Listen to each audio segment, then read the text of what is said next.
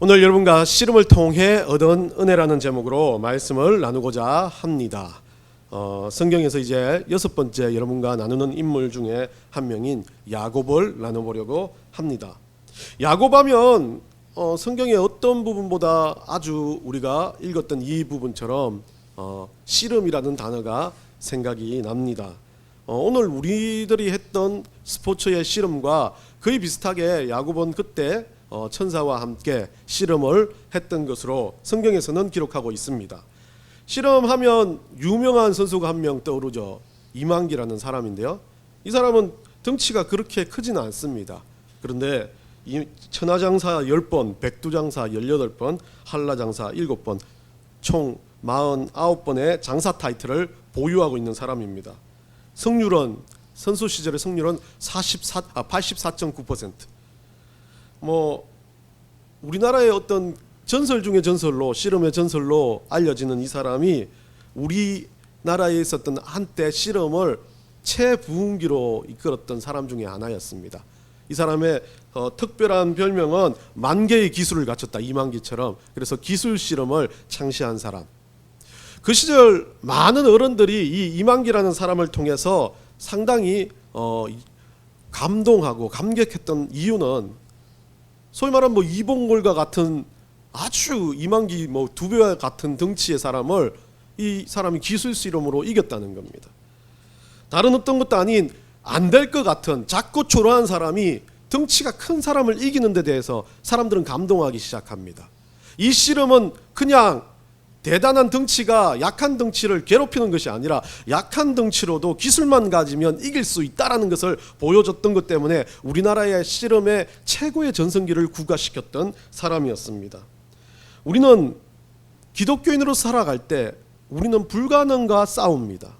그렇기 때문에 그 불가능을 가능케 하시는 하나님의 은혜에 감동합니다. 그런데 세상 사람들은 불가능을 가능케 하는 어떤 것이 없기 때문에 불가능을 가능케 하는 작은 일만 일어나도 그 사람들은 요동치며 감동하며 그 가운데서 환호성을 지른다는 겁니다. 오늘 이 성경에 야곱의 씨름은 이만기의 씨름과 다릅니다. 기술의 시험도 아니었습니다. 진짜 있을 수 없는 일, 누구도 할 수 없는 일을 이 야곱이라는 사람이 우리 하나님이 보낸 천사와 씨름하면서 그를 이겼다라고 성경에 기록되는 내용입니다. 그렇기 때문에 우리는 세상의 그 씨름에서도 감동을 받는데 이 야곱의 이 구절에서 우리가 어떤 것을 누리겠습니까? 세상에서 주지 못하는 아주 강렬한 은혜가, 그 말씀을 보면서 아무렇지 않게 보는 게 아니라 와, 이런 일이 있었네, 이런 일이 가능하네, 하나님 앞에서 천사를 붙들고 씨름하니까 그것이 이루어졌네라는 그 은혜의 감동이 여러분한테 들어가기를 소망합니다. 우리는 은혜에 다가가기 위해서, 우리가 그 은혜를 누리기 위해서, 하나님과 씨름하기 위해서 과거 야곱은 그냥 단순하게 진짜 육체적으로 씨름을 했지만 오늘날 우리가 하나님과 씨름할 수 있는 방법은 단 하나밖에 없습니다. 기도라는 거죠. 믿음으로 할 수 있는 기도밖에 없다는 겁니다. 그렇기 때문에 그 기도를 하는 백성들은 이성적이거나 어떤 자기의 판단으로 기도하지만 기도의 중심이 우리 하나님을 믿는 믿음으로 있기 때문에 우리가 하는 씨름의 이 본질적인 것은 믿음으로 시작되는 겁니다. 믿음이 없으면 씨름할 수 없습니다. 믿음이 없으면 기도할 수도 없다는 겁니다. 아무리 지성적으로 뛰어나고 아무리 세상적으로 뛰어나고 아무리 많은 것을 가졌다 할지라도 믿음이 없으면 하나님과 씨름할 수 없다는 거죠. 그리고 그 씨름의 방법은 돈도 권세도 능력도 아닌 기도라는 겁니다. 그리고 그 기도를 했던 것으로 인해서 어떻게 합니까? 그 기도가 우리 삶에서 흘러갈 수 있게끔, 우리가 오늘 드리는 이 예배도 이 예배를 통해서 받았던 은혜들이 우리 삶에서 흘러갈 수 있게끔 행함, 얼마나 그것이 중요한지, 그것이 우리가 진짜 하나님과 함께 기도하며 씨름하며 얻는 은혜 중에 은혜인 것입니다. 고린도전서 9장 27절 한번 읽어봅시다. 고린도전서 9장 27절에 이렇게 말합니다. 내가 내 몸을 쳐서 복종하게 함은 내가 남에게 전파한 후에 자신이 도리어 버림을 당할까 두려워함이로다. 우리가 주님 앞에서 우리 삶을 쳐서 복종시키는 이유는 하나님의 말씀을 전파하는 것에 있다는 겁니다. 그런데 이 전파함 자체가 전파하는 것으로 끝나서는 안 된다는 거죠. 우리가 그 전파함으로 인해서 계속해서 우리도 하나님 앞에서 은혜를 누리며 더욱더 발전돼 가야 된다. 믿음이 성숙해 가야 된다는 겁니다. 사도 바울은 그것을 말해서 이렇게 말합니다. 기도하고 하나님 앞에 씨름하는 건 우리 스스로가 말씀을 전파하고 말씀대로 사는 건데, 그 말씀대로 사는 게 그냥 단순하게 어제 말씀대로 살았다 끝나는 게 아니라 어제보다 오늘이 더 주님 앞에서 풍족한 말씀 가운데 살아가는 것을 이야기하고 있습니다. 야곱이라는 인물은 대단한 인물은 아니었습니다. 어쩌면 기도하는 인물이었겠지만 기도하는 모습도 이삭과 같이 그렇게 파괴력 있게 보여지는 묵상함으로 주님 앞에 다가가는 사람은 아니었던 것 같습니다. 그런데도 그 기도가 은혜가 되는 이유는 오늘 주님 앞에 자기 목숨을 걸고 씨름하며 부딪히는 모습이 은혜가 되는 이유는 그것이 불가능이었고, 하나님은 그 강렬한 간절한 마음을 보고 하나님은 그것에 응답하셨다는 것입니다. 하루를 마무리하며 기도하는 습관이 있습니다. 우리 가족은 그냥 자기 전에 한 명이라도 기도해라 시킵니다. 그래서 기도를 하는데 우리 둘째 아들이 기도를 했습니다. 저는 무슨 내용인지 몰랐습니다. 그리고 그냥 기도가 끝나고 난 다음에 옆에서 아멘을 하고 딸도 아멘을 했습니다. 제가 아멘을 안 했습니다. 그러자 둘째 아들이 기도가 끝나고 아멘을 안 하는 저를 향해서 말합니다. 목사가 아멘을 안 하네?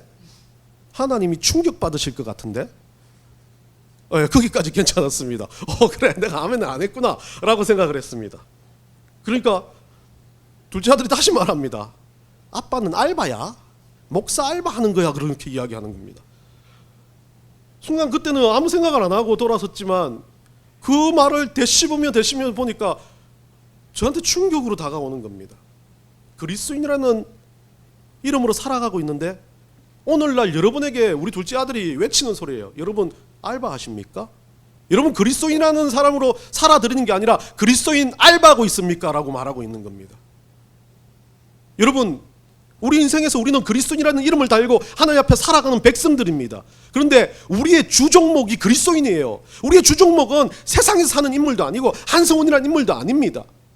우리의 주종목이 예수를 믿는 그리스도라는 사람들입니다. 우리는 알바하는 거 아닙니다. 이게 우리의 진짜 직업입니다. 여러분도 직업 다 있지만 본질적인 직업은 그리스도인이라는 거죠.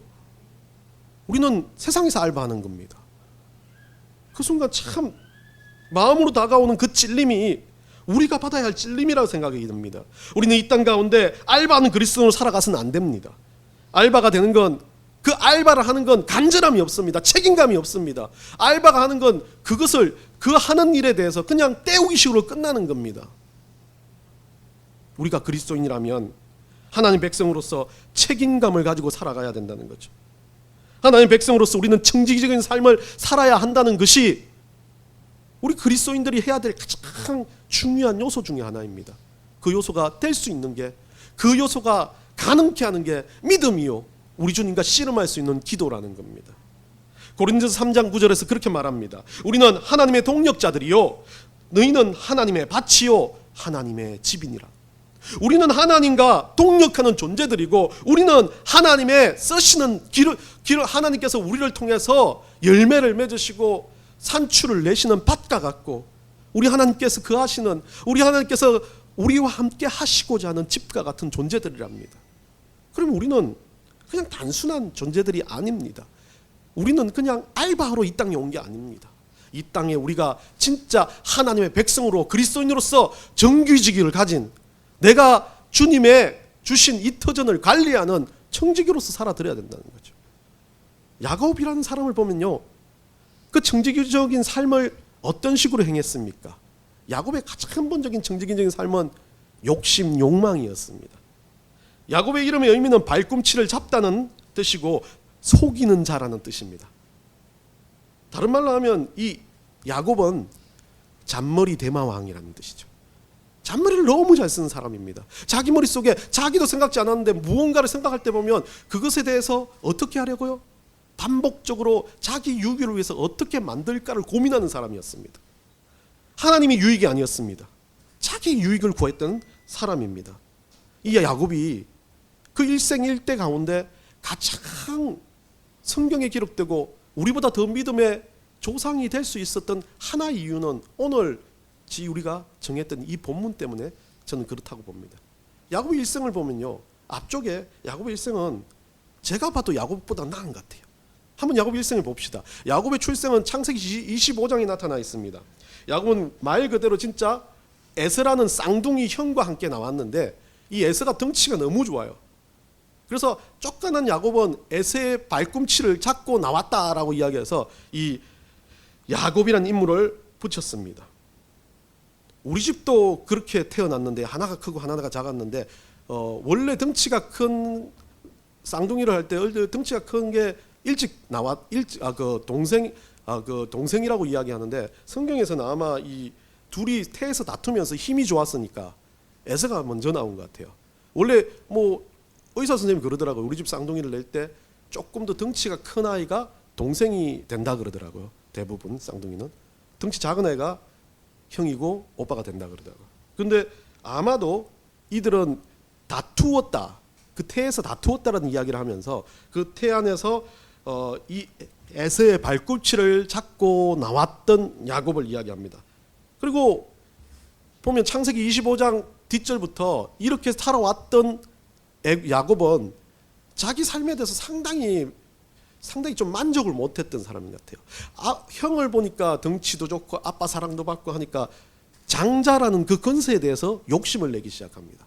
그래가지고 어떻게 합니까? 아버지를 형한테 팥죽 한 그릇에 장자권을 사고 또 아버지를 에서처럼 자기 몸을 치장해가 속여가지고 장자의 축복을 받습니다.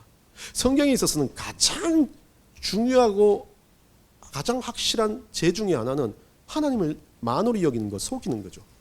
장자의 축복은 하나님이 주시는 권세였습니다. 근데 그것을 뒤집어 엎으려 했던 이 야곱은 죄를 지은 겁니다. 근데 이 야곱은 그때까지 하나님 앞에 죄 지은 건 아무것도 생각나지 않습니다. 어떻게 합니까? 창세기 27장 41절에 보면 이 에서가 분노해가지고 이제 장자권을 받았던 분노 때문에 이 야곱을 잡아서 그이 죽이려고 하니까 그때 놀라서 외삼촌 라반의 집으로 떠나버리죠. 창세기 28장부터 30장까지는 라반의 집에서의 삶을 이야기합니다. 그 라반의 집에 가기 전에 여러분들 아시죠? 베델에서 하나님 앞에 이 사닥다리에서 창세기 28장 10절에 나오는 말씀입니다. 사닥다리에서 하나님께서 어떻게 합니까? 약속을 줍니다. 이제 아마도 자기 욕심대로 행하다가 이제 처절하게 고아 신세가 되고 외톨이 신세가 된 순간 하나님 앞에서 눈물을 흘리는 사람이죠. 그런 야곱은 그때 하나님께서 그래도 그 야곱을 사랑하시는 하나님께서 이제 야곱을 죽이지도 않고 야곱을 지키시겠다는 하나님의 그 말을 받으면서 라반의 집에 가서 아내 이제 라헬이라는 레아라는 아내를 잡고 라헬이라는 아내를 얻기 위해서 레아도 아내를 얻고 라헬도 아내를 얻으면서 삼촌 집에서 승승장구하면서 커갑니다. 그러면서 창세기 30장에 보면 이 야곱이 얼마나 좀 많은 12명의 아들도 낳고 자기 종들도 꽤 많아지고 재산도 상당히 많이 불려버립니다. 그러면서 이제 재산이 불고 자기 생활이 넉넉해지고 풍족해지는 순간 뭐가 생각이 납니까? 고향에 가고 싶죠. 아버지가 보고 싶고 고향에 한번 가보고 싶은 마음이 듭니다. 그래서 창세기 31장부터 고향으로 귀환하는 장면이 나옵니다. 이 귀환하는 장면에서 어떤 이야기를 듣습니까? 오늘 본문의 말씀입니다. 창세기 32장 24절부터 30절 전에 야곱은 그 전에 어떤 이야기를 듣냐면 그 야복 강가, 지금 말하는 야곱이 이 천사와 씨름했던 작은 강가 건너편에 에서가 400명의 군대를 가지고 진을 칩니다. 놓으면 죽이겠다고. 아직까지 분이 안 풀렸던 에서는 그렇게 야곱을 기다리고 있는 상황에서 오늘 본문은 읽지 않았지만 23절, 22절, 23절에서 보면 이 야곱이 어떤 사람이냐면 그 진쳤다는 소리를 들으니까 자기 아들, 딸들, 종들 그리고 재물들 강 건너 먼저 보냅니다. 먼저 보내고 자기는 지금 남습니다. 야곱은 그런 사람이었어요. 처음부터 끝까지 야곱은 참 인생을 보면 꼴짜만 사람 같습니다. 넘기시면요, 이 가나안에서는 이제 야곱이 이제 그렇게 해서 에서와 화해를 하고 12아들과 잘 살면서 요셉이라는 아들을 낳죠. 늙음하게. 그리고 베냐민이라는 막내까지 낳고요. 그 요셉이라는 베냐민이라는 이 아들 때문에 야곱은 또 자기 욕심을 상당히 많이 보입니다. 자기 아들 요셉이라는 아이를 너무 사랑하다 보니까 어떻게 됩니까? 형제들의 질투가 나오기 시작했고 그 요셉을 형제들이 팔아넘기는 일들이 일어납니다. 그리고 노년에는 그 요셉이 애굽에서 정말 이 제2의 권력자가 되어서 나타났고 야곱은 이 애굽으로 가서 살다가 147세의 나이로 장사를 지냅니다. 그 이야기가 창세기에 이제 오늘 말하는 25장부터 끝장까지 야곱이 요셉하고 같이 이야기의 어떤 주체가 되어집니다. 여러분은 이 야곱의 일생을 보면서 어떤 것을 느끼십니까? 물론 기록에 많은 기록들을 여러분들 한번 읽어보시면 더 많은 이야기들이 있지만 굵직한 이야기들을 보면 야곱의 일생을 보면 꼭 투쟁하는 사람 같습니다. 자기 잔머리로 자기 유익을 구하는 것 같습니다. 그런데 제가 보는 야곱의 일생에요, 가장 큰 변화가 일어났던 장면이 오늘 장면이었던 거죠. 오늘 장면에서 야곱은 왜 달라졌냐라는 겁니다. 야곱은 잔머리를 굴리고 내 거 위해서 살기 위한 알바생과 같았어요. 내가 이익만 받으면 다 되고 나는 그것에 대해서 책임지지 않으려고 하는 사람이 야곱이었습니다. 그런데 진짜 그리스도인으로서 하나님 믿는 백성으로 정규직으로 바뀌어지는 장면이 오늘 장면이라는 겁니다. 야곱은 오늘도 똑같이 과거와 다를 바 없이 어떻게 합니까? 자기 자녀들, 자기 가지고 있는 것들을 먼저 에서한테 보내가지고 조금은 뭔가 길을 내려고 잔머리를 굴립니다. 그런데 야곱은 그때까지는 머리만 썼던 사람이에요. 기도도 머리로만 했었던 사람일 겁니다. 그런데 오늘 이 장면에서 그 머리 썼던 머리가 아니라 가슴으로 은혜를 깨닫고 가슴으로 정말 믿음이 들어오는 것을 보여주는 장면이라는 것을 생각하고 한번 봤으면 좋겠습니다. 야고보서 2장 14절에서 이렇게 말합니다. 내 형제들아, 만일 사람이 믿음이 있노라 하고 행함이 없으면 무슨 유익이 있으리요? 그 믿음이 능히 자기를 구원하겠느냐? 야고보서는 머리가 믿음의 전체라고 말하지 않습니다. 그런데 근본적으로 말씀을 받아들이는 머리가 있어야 되지만 머리로 믿음이 끝나서는 안 된다. 가슴으로 내려와야 된다는 이야기를 하고 있는 겁니다. 야곱이 오늘 바뀌는 그 장면을 나눠 보려고 합니다. 24절 이 이야기를 했을 거예요. 이 야곱이 아마 그렇게 했던 이유는 마지막으로 좀 살고자 하는 마음에서 하나님 앞에 마지막을 기도하려고 자기 자녀들을 먼저 보냈던 것 같아요. 물론 두 가지였습니다. 머리를 썼기 때문에요. 우리 새끼들 보내고 내 물건들 보내면 우리 형이 그거 보고 나 안 죽이겠지. 아니면 설마 자기 조카들인데 죽이겠어? 그러면 그 조카들 보면서 아이고 조금 마음이 수그러지겠지. 상당히 통했죠. 그것도 통했을 겁니다. 그런데 그것을 떠나서 자기는 그 상황에서 자기 인생을 두고 절체절명의 시기라고 생각한 거죠. 이제 가서 에서에 의해서 죽든지 살든지 해야 되는 그런 상황에 우리 주님 앞에 기도를 합니다. 우리 인생도 마찬가지입니다. 그리스도인으로 살아갈 때 우리가 어떤 일을 결정할 때 보면요, 우리가 아무것도 아닌 것 같지만 그 일들을 결정할 때 우리의 욕심과 우리의 이성으로 판단할 때가 참 많이 있습니다. 그것도 괜찮다는 겁니다. 성경에서는 욕심과 이성이 있어도 된다는 겁니다. 그런데 중요한 건 그 욕심과 이성을 가지고 있었던 그 순간에 그 하나님과 씨름할 수 있는 마지막 여지를 둬야 된다는 거죠. 하나님 앞에 묻고 판단할 수 있는, 기도를 할 수 있는 것이 더 중요하다는 것을 이야기해 줍니다. 야곱이 그랬습니다. 자기 머리로 판단했던 것이 아니라 이제 하나님 앞에 그것을 한번 맡겨보려고 하는 장면입니다. 그러면서 24절에 보면 이 야곱은 좀 쪼잔해 보여도 홀로 남아있는 그 야곱이 그래도 날이 새도록 야곱이 뭐 했습니까? 씨름했다라고 그럽니다. 이 씨름이란 단어 좀 중요한 단어지만 아바크라는 단어인데요. 원래는 먼지가 쌓이다 붙잡다. 그만큼 이것 씨름은 격렬하게 몸싸움을 하는 모습입니다.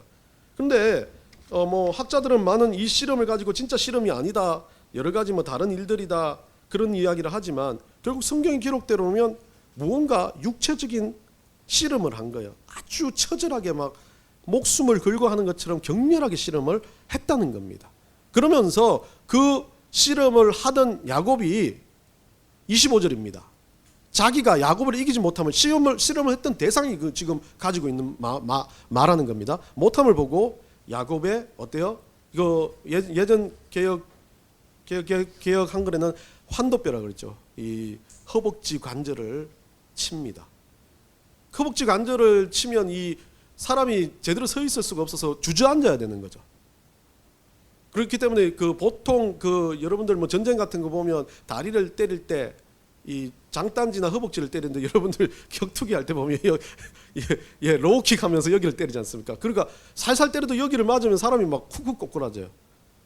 여기가 엄청 인간이 서 있을 수 있는 그 어떤 힘을 줘야 될 입장이기 때문에 여기 뼈가 부러졌다는 건 관절이 어긋났다는 건 서 있을 수가 없는 거죠. 붙잡고 있을 수가 없어요. 그러니까 그 어떤 상황을 보면 야곱은 지금 어떻게 됩니까?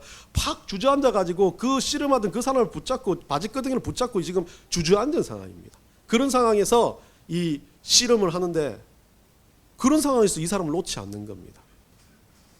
이 야곱은 참 보면 인생을 살아가면서 여러 가지 일들을 겪었지만 오늘 하나님의 사자와 함께 하는 이 모습은요, 자기의 모든 것을 걸었던 것 같습니다.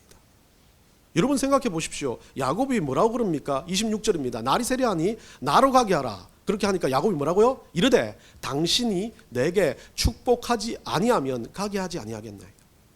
야곱은 몰랐던 게 아니에요. 하나님 천사라는 걸 알았어요.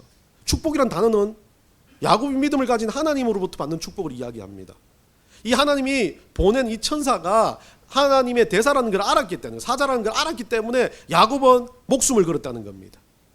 야곱이 씨름한 이유는 살기 위해서 씨름했습니다. 에서라는 사람으로부터 자기가 살아남으려고 씨름을 했습니다. 그것이 여기서 죽으나 거기 가서 죽으나 마찬가지라 생각하고 모든 것을 걸고 그 천사와 함께 씨름했던 겁니다. 자, 뭐가 달라졌습니까? 과거 지금 앞전까지만 야곱은 머리를 썼습니다. 잔머리 굴렸죠. 형이 마음이 조금 더 둔해지게끔 하려고. 그런데 지금은 어떻습니까? 머리가 아니라 자기의 목숨을 건 겁니다.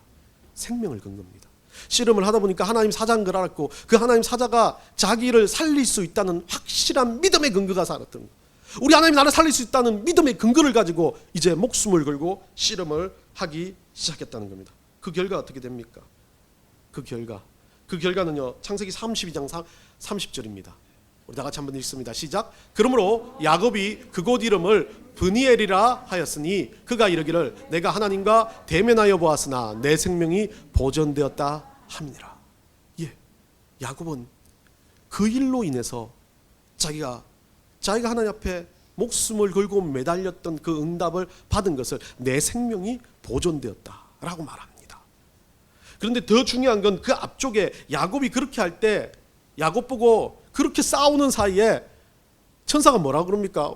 나를 축복하고 보내야 되겠다 하는데 야곱이 이 축복, 이 응답을 받기 전에 천사가 뭐라고 그럽니까? 네 이름이 뭐냐라고 묻습니다. 한덕배 앉아가지고 주저앉아 있는데 앞에 사람이 내 이름을 묻습니다. 그러면서 네 이름이 뭐야? 라고 물을 때 야곱은 야곱이라고 대답합니다. 근데 그게 뭔 의미가 있습니까?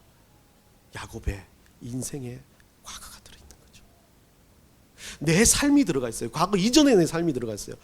신약에서 말한 것처럼 우리가 말한 것처럼 보라 이전 것은 지나갔고 새 것이 되었다라고 이야기하는 우리 거듭남의 그리스도인들을 향해서 이야기할 때도 이전의 삶은 이전 것 그리고 새 것이라고 하는 새 것에 대한 의미를 강조를 많이 할 때 보면 야곱은 여기에서 그 천사가 묻는 그 물음에 대해서 정확하게는 몰랐지만 그 이름을 물을 때 너의 정체성을 물었던 거예요.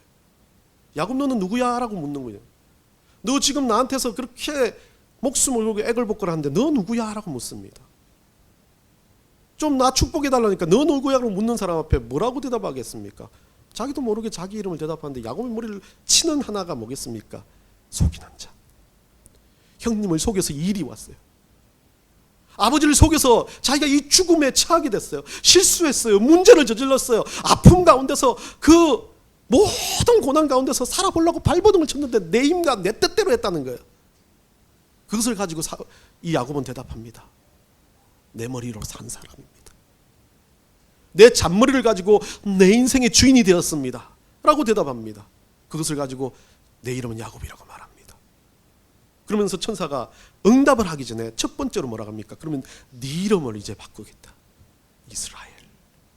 이스라엘이라는 이름으로 네 이름을 먼저 바꿔라. 이 이스라엘이라는 단어는요, 사라와 엘이라는 단어가 결합한 단어입니다.